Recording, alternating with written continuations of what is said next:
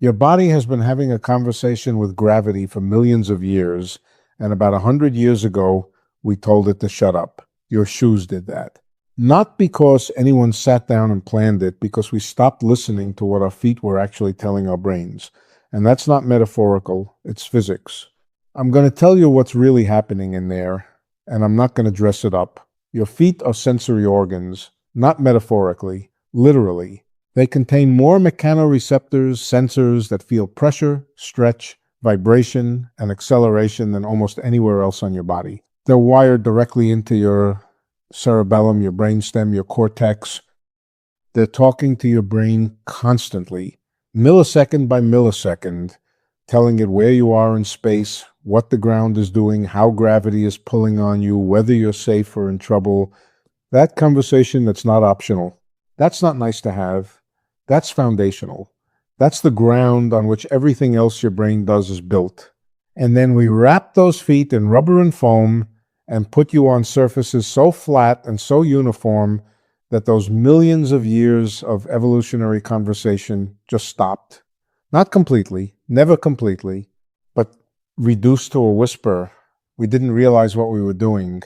We just thought we were making things more comfortable, easier, more stable. And we were wrong about what stability actually means. Here's where I need you to think carefully, because this is where most people get derailed. When we talk about balance, about stability, about knowing where you are, almost everyone thinks that's happening in your brain, in your inner ear, in your consciousness. Nice and tidy, contained up there. Wrong. That's a phantom.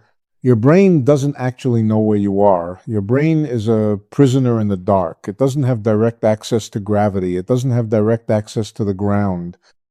The only way it knows anything about where you are, what's happening to your body, whether you're falling or stable, the only way is through information coming from your body. And most of that information comes from your feet. This is not controversial in neuroscience. This is established. But what we have failed to understand, what I failed to understand for years, sitting in my office thinking about quantum mechanics, is what this actually means. If your feet are disrupted, if that channel of information is degraded, your brain is operating on corrupted input. Not dangerously corrupted, not in a way that makes you fall over, but corrupted in a way that matters. Your brain is slightly, constantly, chronically guessing about where it is in the world. Think about what that costs. Think about the cognitive load.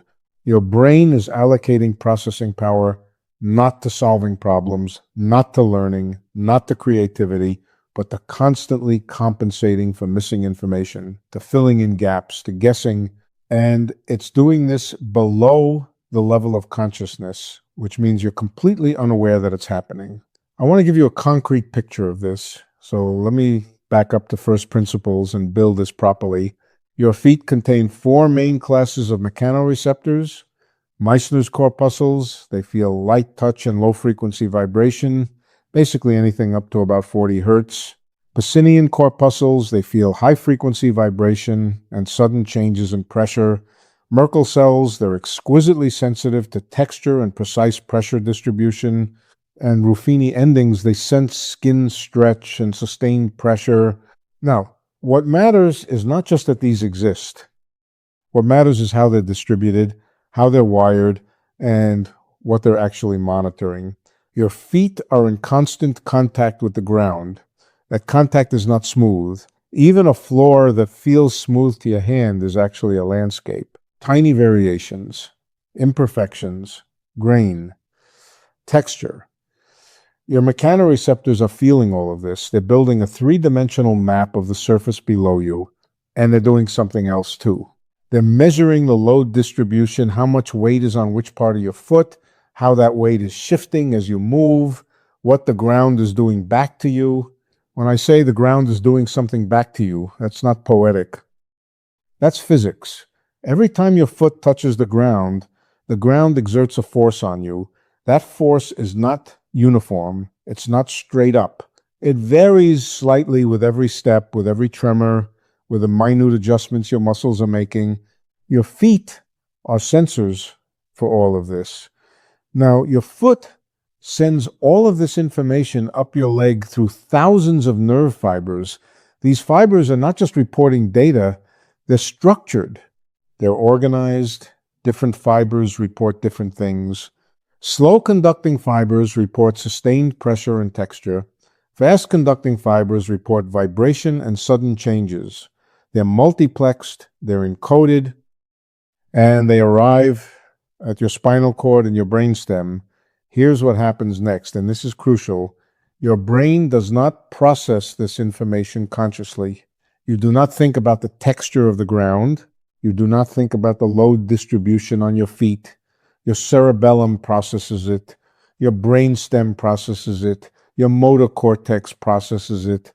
Your somatosensory cortex gets a summary, and all of this is integrated into your sense of where you are in space, what we call your proprioception. Proprioception is often called your sixth sense. That's misleading. It's not a separate sense. It's a construction. Your brain takes information from your muscles, your joints, your skin, your inner ear, and it builds a model, a real-time, constantly updated model of where every part of your body is and what it's doing. Without this model, you cannot move. You cannot balance. You cannot even know if your eyes are telling you the truth. Your proprioceptive sense is the reference frame. Everything else is anchored to it. Now, put on a shoe, a modern shoe, the kind most of you are probably wearing right now. The sole is thick, cushioned, uniform. It's designed to isolate you from the ground, to protect you, to make walking comfortable, and it does those things. But from the perspective of your sensory system, it is a filter. It is degrading the signal. Your mechanoreceptors are still there. Your feet still have the capacity to feel texture and load distribution, but the shoe is standing between you and the information. It is reducing the fidelity of what your feet can sense. That reduction matters. I want to give you a thought experiment to make this concrete. Imagine you're standing in a dark room. The room is tilted slightly, maybe 5 degrees, but you don't know that. The floor feels level to you because you're standing on it. Now imagine you're wearing thick-soled shoes, cushioned, with a midsole that compresses under your weight. Your feet are numb to the tilt. You feel balanced. But your brainstem knows something is wrong. It's getting conflicting information. Your inner ear is telling you that gravity is pulling down at a slight angle, but your feet are telling you the ground is flat. These are not compatible. So your brain starts integrating information from other places. It watches your eyes. It tracks the horizon. It's bringing in extra systems to solve the problem that your feet used to solve on their own. Now imagine you take off the shoe. You stand on the same tilted floor. Suddenly your feet feel it. Your mechanoreceptors are reporting the actual slope. The ground is not flat. Your sensory system is complete. Your brain can integrate all the information without contradiction. You feel the difference immediately. You feel more stable even though the floor is more tilted because now you have more information. That's not exaggeration. That's not placebo. That's what happens when you restore the signal. But here's what I didn't understand for a long time and what most neuroscientists still don't fully appreciate. This is not just about balance. This is about information architecture. This is about the structure of how your nervous system constructs reality. Let me go back into the history here, because this problem has been hiding in plain sight for longer than you'd think. In the 1960s, there was a neurophysiologist named Victor Rothschild, no relation to the banking family, but a brilliant experimentalist who started noticing something odd. He was studying how cats balance themselves. Specifically, he was interested in how cats always land on their feet when they fall, and he knew it wasn't the inner ear. He could damage cats' inner ears, and they still did it. So where was the information coming from? He did a series of experiments where he systematically blocked different sensory channels. He put cats in gyroscopes, he spun them, he blindfolded them, he waited until they were falling, and then he cut the information from different parts of their body, one at a time. And what he found was that the cat's brain was integrating information from the entire body in real time. The feet, the tail, the spine, the inner ear, all of it. It was a whole body computation. But here's what Rothschild missed, and what I only really understood a few years ago after conversations with a neuroscientist named Paul Sisek up at the University of Montreal. The feet are not just one input among many. They're the primary reference. They're the ground truth. They are the surface against which all other information is measured. Your brain trusts your feet more than it trusts your inner ear, more than it trusts your eyes, because your feet have been telling it the truth about reality since you were born. When you degrade the signal from your feet, you don't just lose information about texture or pressure, you degrade the reference frame itself. And your brain compensates by amplifying other signals.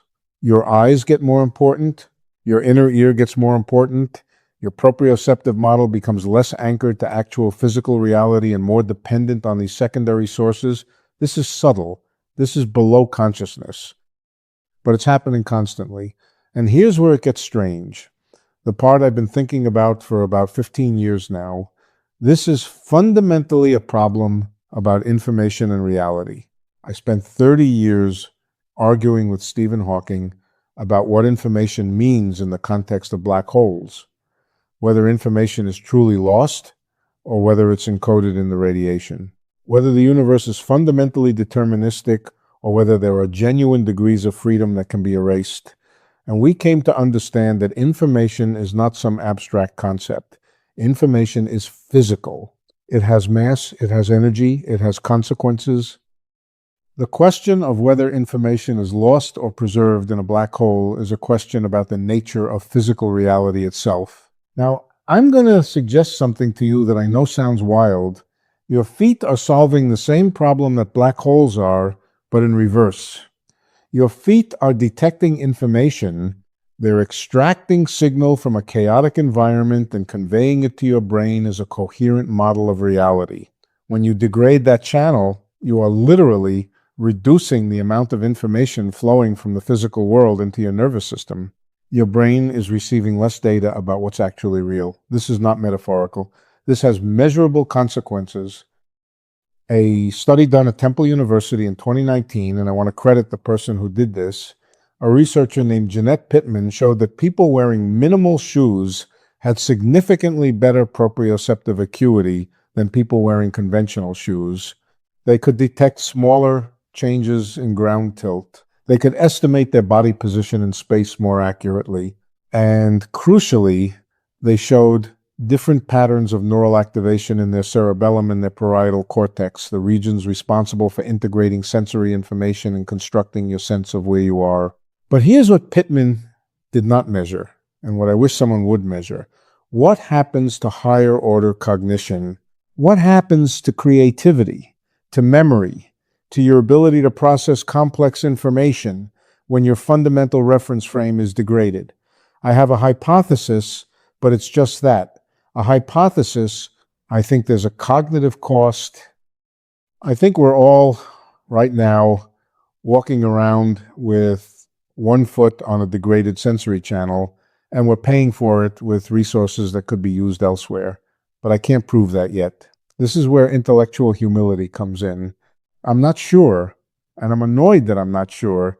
It bothers me that we know so much about physics and so little about the consequences of our choices in this domain. We've built an entire civilization on shoes. We've designed cities, sports, work environments, all of this based on the assumption that isolating ourselves from the ground is progress. And we did this without understanding what we were taking away. That seems to me like a grave mistake. Let me give you another thought experiment, because I want you to feel the structure of this problem clearly. Imagine you're a physicist trying to understand the quantum system. You have a detector. It measures the system with high precision. You build a model based on that data. You make predictions. They work. Then one day, someone comes along and puts a filter in front of your detector. Not a huge filter, just something that reduces the signal by 30%. You still get data. The system still seems to work. You make predictions. They still work mostly. but they're slightly off. You don't know why. So you adjust your model, you add parameters, you compensate. Your model becomes more complicated. You're now predicting based on a degraded input, so you need more machinery in your model to account for the noise and the uncertainty. That's what's happening in your brain right now if you're wearing modern shoes. You have a degraded input, your brain is compensating, your model of reality is more complicated than it needs to be, and you're using cognitive resources just to maintain that compensatory structure. Now, you might ask me, isn't this adaptive? Aren't we just, making the best of it? And the answer is yes. Humans are spectacularly adaptable. We can learn to function in degraded conditions, but adaptation is not the same as optimization. Just because you can function does not mean you're functioning well. This brings me to something that I've been thinking about very carefully. The relationship between embodied cognition and the structure of physical space. Over the last 30 years, neuroscientists and cognitive scientists have built up evidence for something called the embodied cognition hypothesis. The basic idea is that your thinking is not abstract.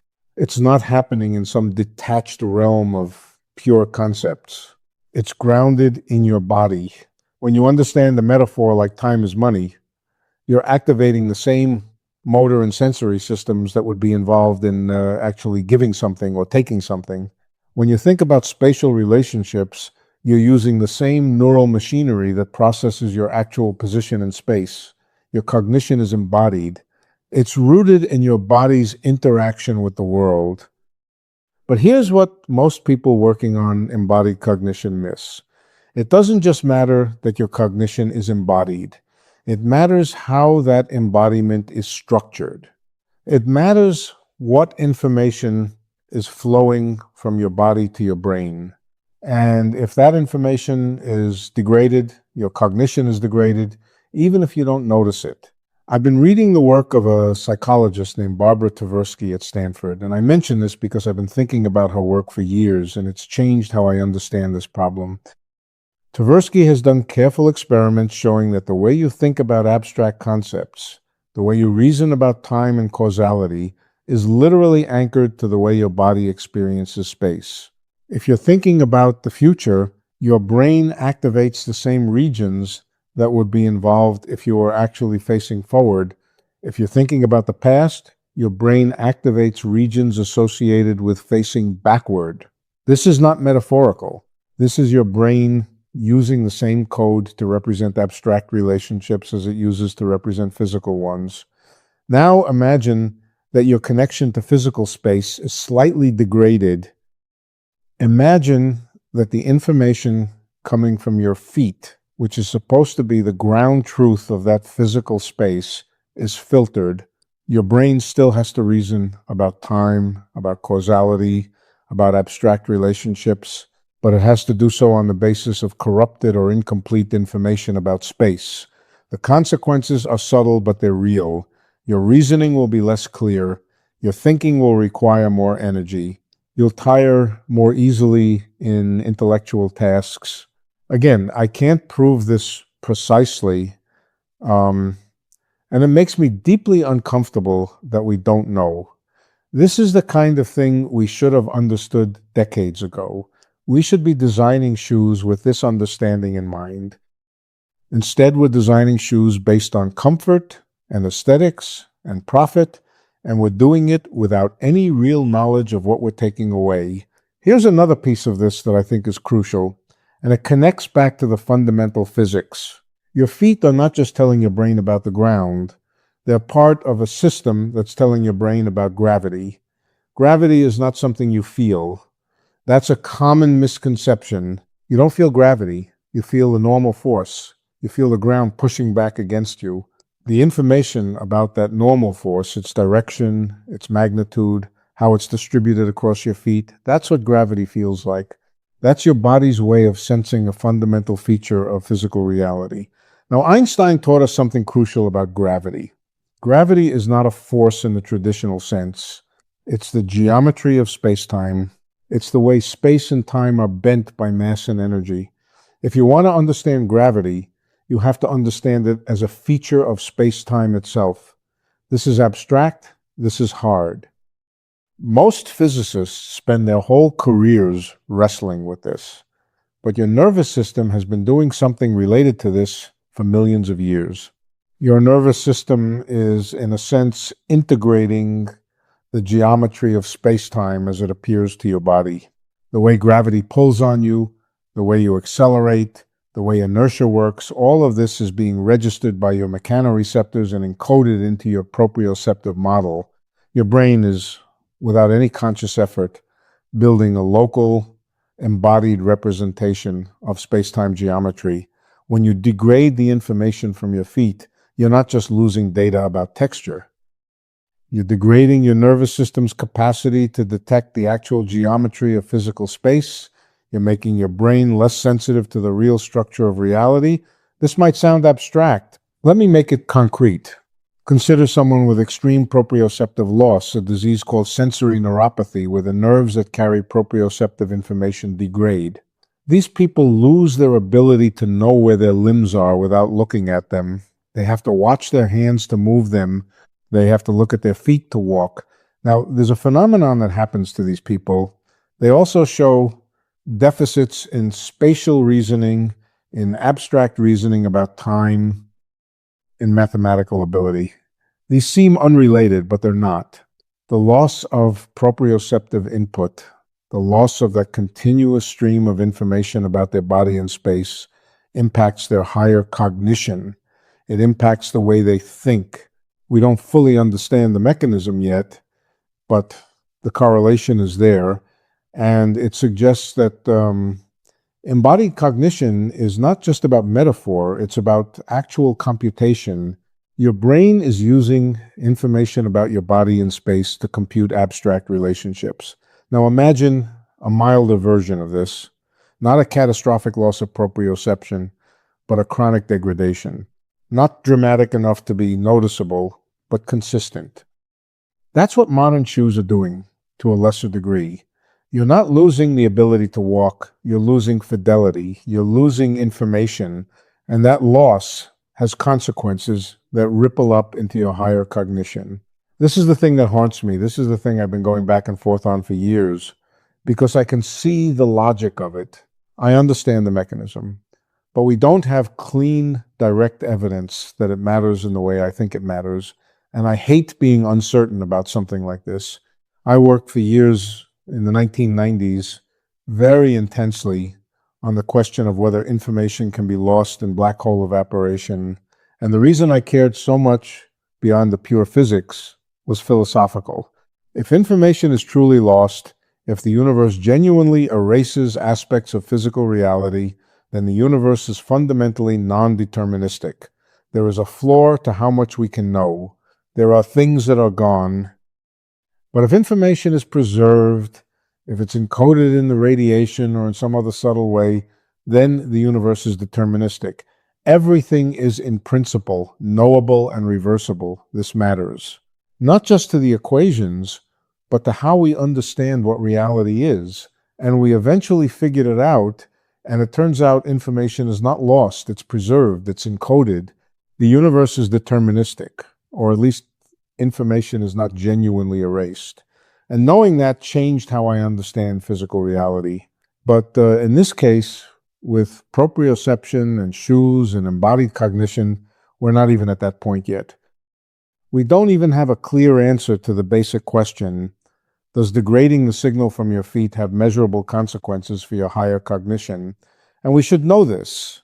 We should have done the experiments. The fact that we haven't is a failure of science. It's a failure of attention. It's a failure to ask the right questions. Let me tell you what I think needs to happen next.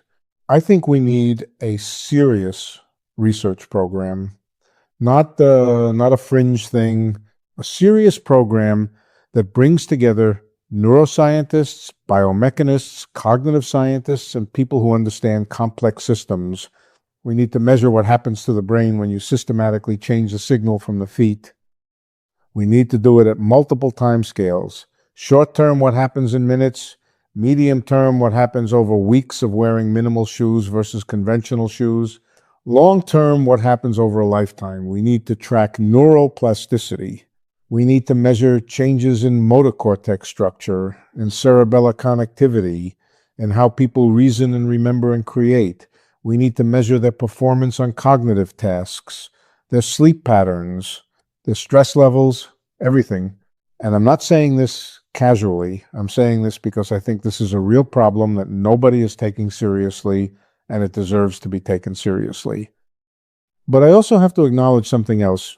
I don't know if I'm right about this. I don't know if the long-term consequences of shoe wearing are as significant as I suspect. I don't have a clean experiment that proves it, and that uncertainty, that's something I live with. That's something I think about, and it's part of why I'm telling you this, because here's the final thing, and it's important.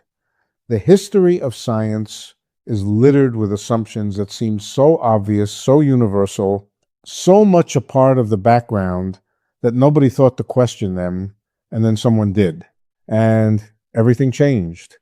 For centuries, we assumed space was Euclidean, flat, obviously flat, you could see it.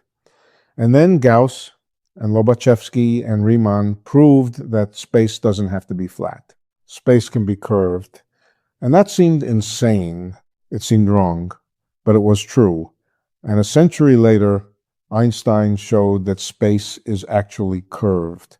It's curved by mass and energy. We live in curved space-time.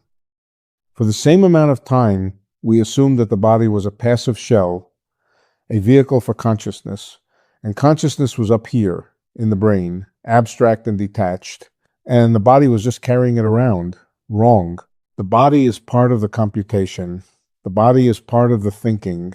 The nervous system is not contained in the skull. It extends throughout the body. And the information flowing from your body to your brain is not incidental. It's fundamental. We're going to learn this more and more. We're going to eventually understand that the degradation of proprioceptive information from our feet has had consequences we're only now beginning to suspect. We're going to redesign shoes. We're going to design buildings differently. We're going to think about how humans move through space differently. And when we do, some of you will say, how did we not see this before? It seems obvious now. And the answer is, it seems obvious only after someone figures it out and fights hard enough to get the rest of us to pay attention. I'm not claiming I figured it all out. I haven't. But I've been thinking about this long enough, and I've seen enough patterns in how my own thinking works in conversations with neuroscientists and athletes and dancers who have done the actual proprioceptive work that I talk about. I've seen enough to know that something real is there. So here's my closing to you, and I want you to sit with this. Right now, as you're standing here or sitting here, your feet are sending your brain billions of signals per second about the ground beneath you. They're telling your brain what reality is. They're doing this constantly below the level of consciousness. They're doing this so competently, so thoroughly, that you never think about it.